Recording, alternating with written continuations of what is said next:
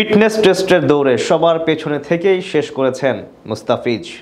তবে মাঠের লড়াইয়ে যে তিনি বাংলাদেশের ফ্রন্টম্যান, বাংলাদেশ ক্রিকেট ইতিহাসের সর্বকালের সেরা ফাস্ট বোলার দৌড়ে প্রমাণ করতে না পারলেও জাদুকরী বোলিং দিয়ে ছাড়িয়ে গেছেন নাসিম শাহ, মিচেল স্টার্ক ও প্যাট কামিন্সের মতো বড় বড় খেলোয়াড়দের।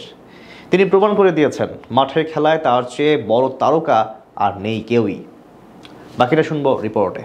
10 তারিখ সকালে জাতীয় স্টেডিয়ামে খেলোয়াড়দের ফিটনেসের জন্য দৌড় প্রতিযোগিতা হয়েছিল। সেখানে প্রথম স্প্রিন্টে মুস্তাফিজুর রহমান ছিলেন সবার শেষে। হয়তো দৌড়ে খেলোয়াড়দের সাথে পেরে ওঠেননি ফিজ, কিন্তু যোগ্যতায় কয়জন তার সাথে পারবেন কিংবা তাকে ছাড়িয়ে যাবেন, এই প্রশ্নের জবাব দিতে পারবে কে কে?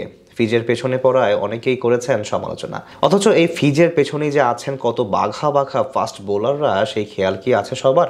সব ফরম্যাট মিলিয়ে হয়তো মুস্তাফিজের পারফরমেন্স ওঠানামা করে, কিন্তু টি-20 ক্রিকেটে তিনি এখনও বিশ্বের সেরা 3 ফাস্ট বোলারের একজন। এটা পরিসংখ্যানই প্রমাণ করে। শুধু বাংলাদেশি হওয়ার কারণে হয়তো তিনি সেই বিশ্বব্যাপী আলোচনার কেন্দ্রবিন্দুতে আসেন না, কিন্তু সংখ্যাগুলো, রেকর্ডগুলো স্পষ্টভাবেই বলছে মুস্তাফিজ এখনও বিশ্বমানের।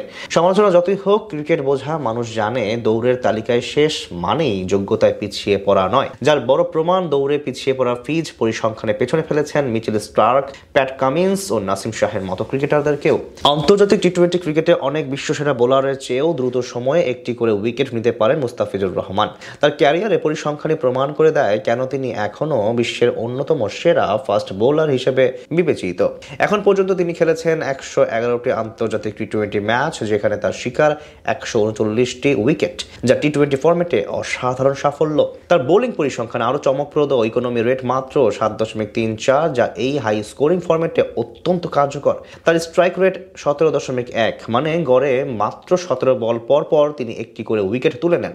একজন ফাস্ট বোলারের জন্য টি-20 ক্রিকেটে এটি নিঃসন্দেহে দুর্দান্ত রেকর্ড। তবে মুস্তাফিজের আসল শক্তি লুকিয়ে আছে ডেথ ওভারে বোলিং করার দক্ষতায়। যেখানে ব্যাটসম্যানরা থাকে আক্রমণাত্মক, সেখানেই তিনি তার কাটার, স্লোয়ার এবং নিখুঁত ইয়র্কারের মাধ্যমে প্রতিপক্ষকে রীতিমতো বেঁধে রাখেন। ডেথ ওভারে সবচেয়ে বেশি ডট বল দেওয়া বোলারদের তালিকায়ও তার নাম শীর্ষে। টি-20 ক্রিকেটে এখন পর্যন্ত তিনি ডট বল দিয়েছেন 1000-এরও বেশি। এবার চলুন আইপিএল এর সবচেয়ে দামি 2 ফাস্ট বোলার মিচেল স্টার্ক ও প্যাট কামিন্সের পরিসংখ্যান দেখে নেওয়া যাক। এখন পর্যন্ত 57 ম্যাচে 66টি উইকেট শিকার করেছেন প্যাট কামিন্স, যার ইকোনমি 7.44, স্ট্রাইক রেট 19, অর্থাৎ প্রতিটি উইকেট তুলতে গড়ে মাত্র 19টি বল লাগে তার। এবার দেখা যাক মিচেল স্টার্ককে। 65টি ম্যাচে 79 উইকেট নিয়েছেন তিনি, স্ট্রাইক রেট 18.4। এতেই বোঝা যায় কত দারুণ ফিজ। স্ট্রাইক রেটে এগিয়ে আছেন বেশ, তবুও তাকে নিয়ে আলোচনা হয় না শুধুমাত্র বাংলাদেশি বলে। অথচ বিশ্বের বাঘা বাঘা বোলারদের চেয়েও কিন্তু এগিয়ে রয়েছেন আমাদের কাটার মাস্টার মুস্তাফিজুর রহমান।